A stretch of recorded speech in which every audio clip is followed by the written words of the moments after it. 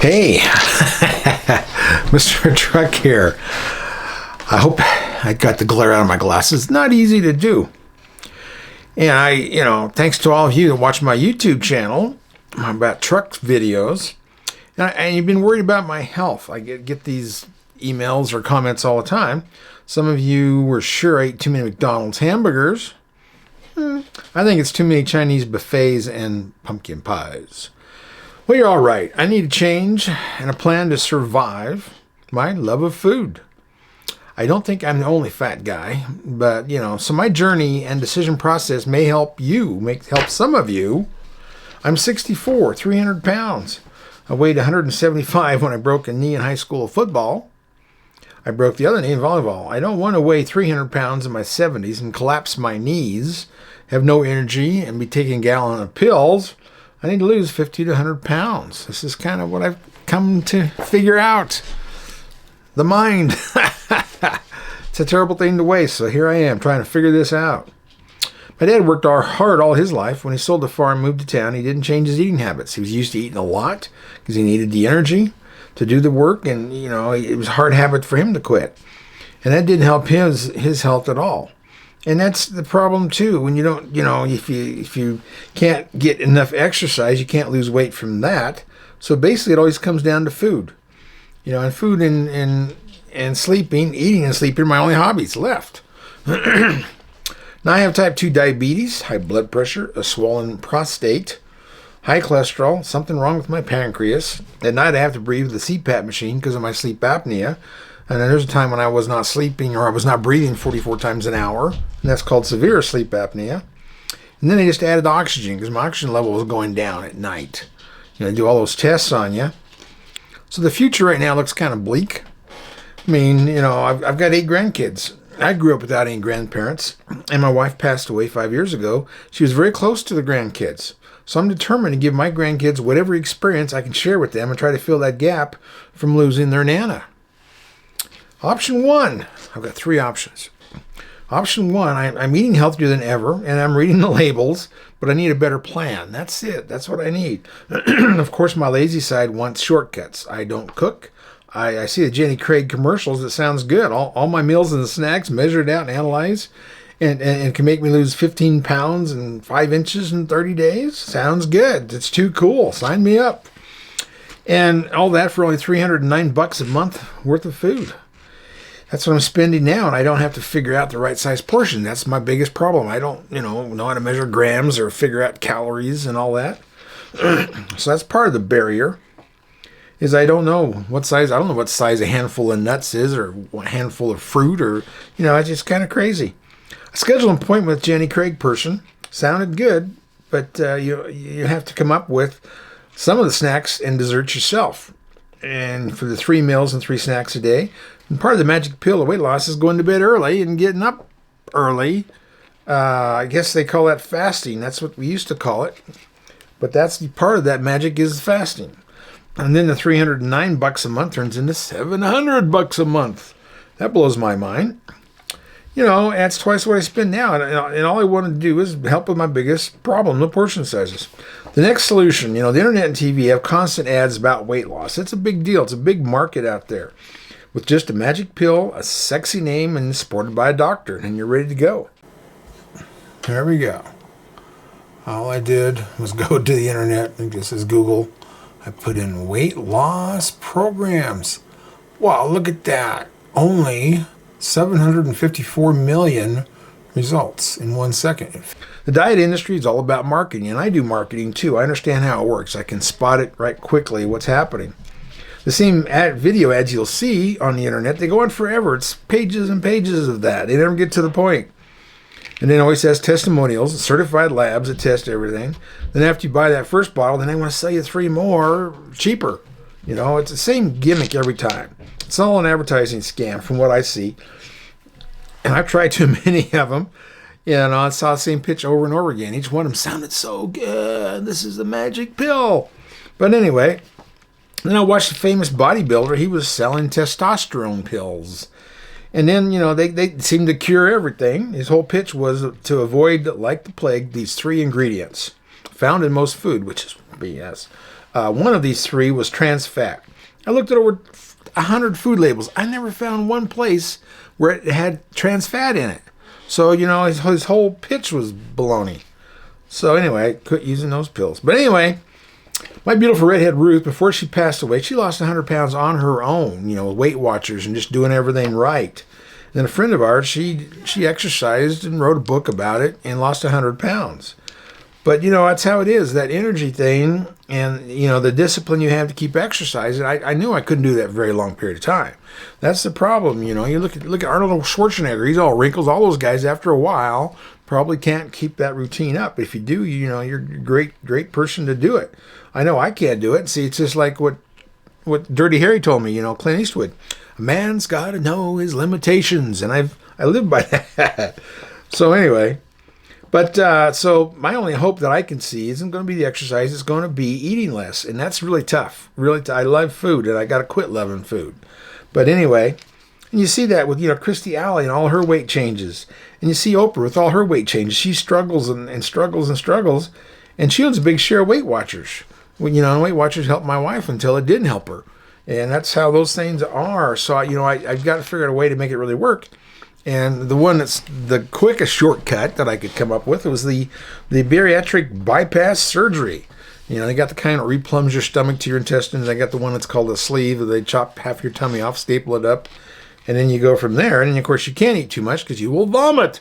I went to all these presentations about this, and they said the word vomit many times.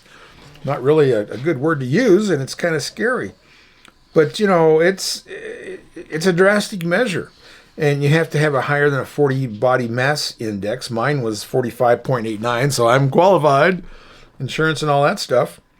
So I went to UC Health, and I talked to the doc, and he was really open. I wish I would have videoed him. I videoed the nurse, but I didn't think he would let me do it. But he was gung-ho. He wants to get the word out with his plan, how it works. So it's...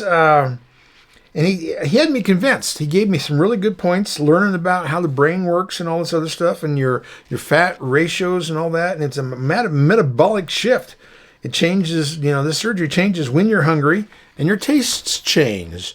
So this is not, this is actually real science. So I really like that. And he said there's like two brains. There's a primitive brain and there's the human brain. I guess the primitive brain is like what's in a dog. They think for the moment. They don't, plan ahead or get retirement. It's all about what's happening right now. That's the primitive brain. That's part of the brain too. That tells you when to breathe. It tells you all these different things. Automatically controls things. And it also controls like the fat in your body. The fat is thought of by this primitive brain as the battery. And if you lose fat, you lose the energy. The battery goes down and down and down. And it doesn't want you to die, so it's trying everything to keep your batteries charged, fat. And it's, this tummy surgery changes the way that primitive brain works.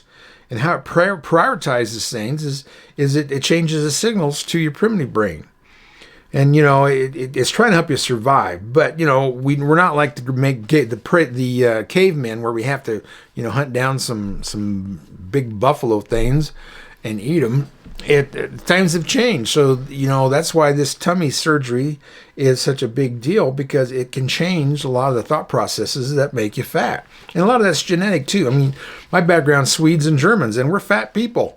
I mean, it's just how it is. I mean, the Swedes have a real higher fat percentage in their body. They're the big battery people. And, the Polynesian islands where Rock is from, Dwayne Johnson. There's some of the, actually, they are the fattest group of people on the planet. The fat percentages in their body. And then you look over in Japan, and they're the smallest amount of fat in people.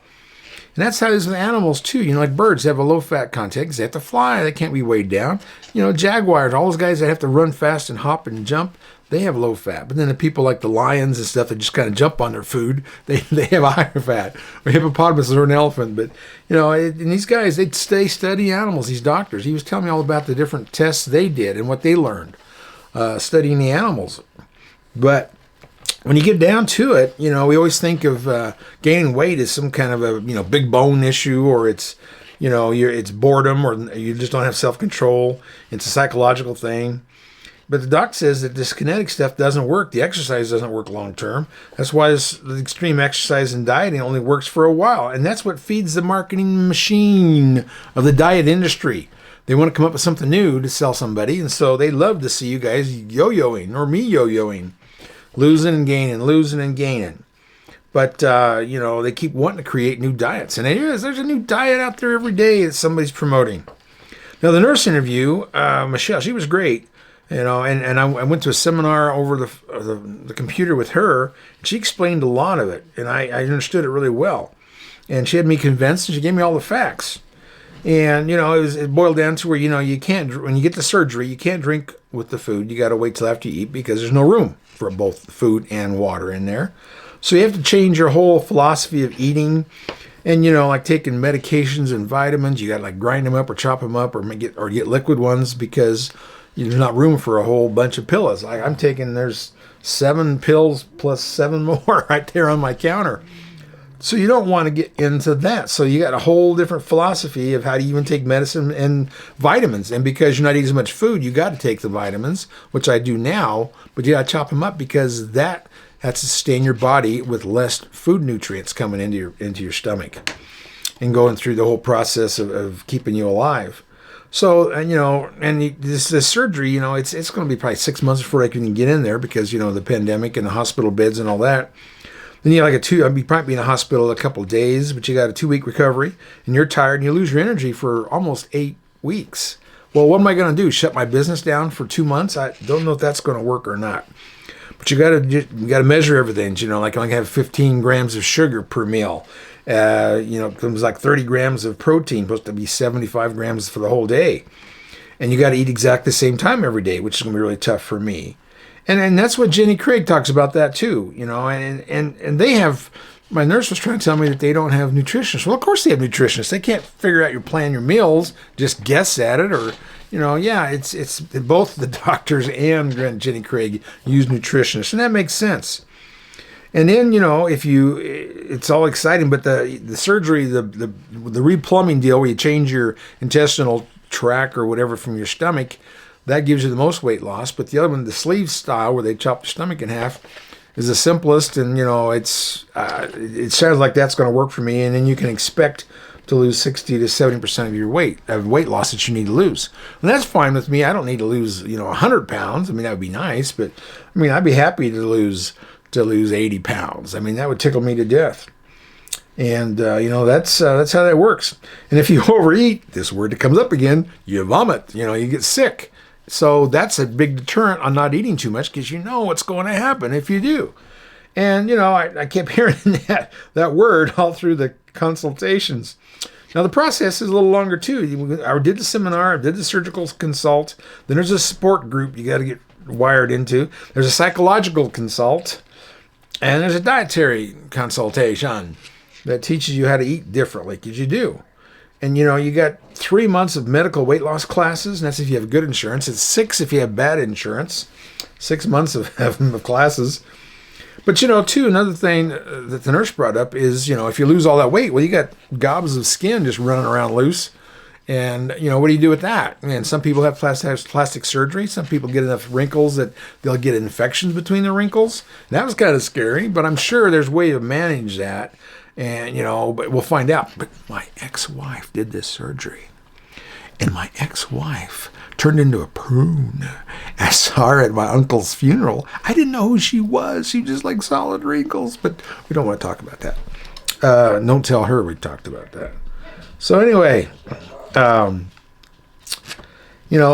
thing that worried me besides the wrinkles and the infections and having to chop off that skin, it's, in 10 years, my wife, when she had arthritis and she would have a knee replacement or a shoulder replacement, and then they put her in a nursing home for a couple of weeks or a week.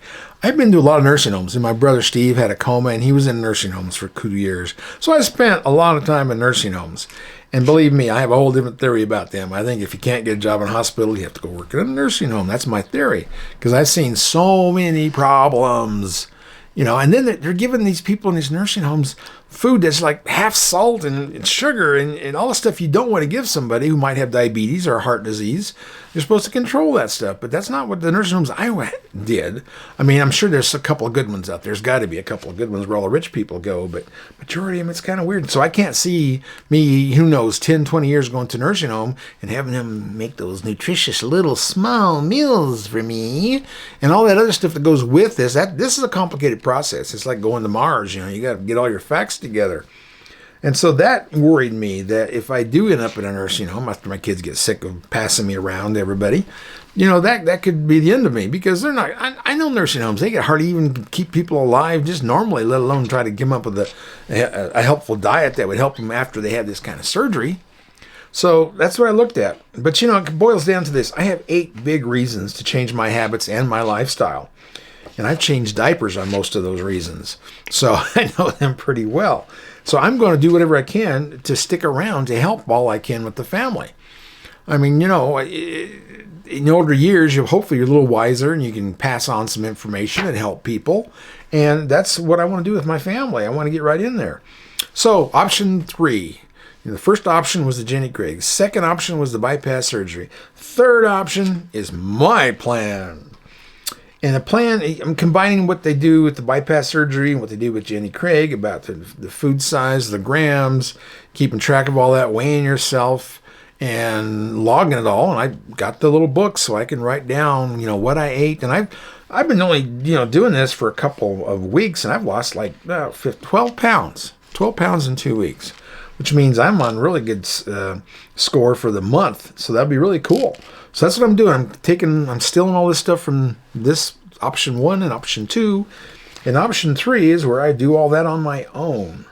And, I'm really happy that I've lost 12 pounds just by changing the portions. And then there's some other things that I do too. I've got trucker friends, and all they do is when they're in town, stopped at a restaurant, they only eat salad. And that's worked for some of them really well. I got another one told me, it takes cayenne pepper every meal before. And, that's actually works in a lot of areas because, even the ketosis, the diets that they have, they use cayenne pepper in those diets if you look at the ingredients. So there's something to all this, and that's what I'm trying to do. Come up with the portions, measure everything, weigh myself. And then when I get all that done, then when I go to Thanksgiving or Christmas with the family, I'm going to be vomiting. I may eat extra pumpkin pie once and then go back on the diet. See, that's the thing, is you aren't changing your body, so you can figure out plans to where if you do, go off the bandwagon, you can get back on. And I think a guy can do that. So that's kind of what I'm thinking about. And, that's the plan. That's plan 3. I'll be doing updates with pictures. So, keep you informed. But anyway, live long and prosper and have fun on this old planet. See you next time.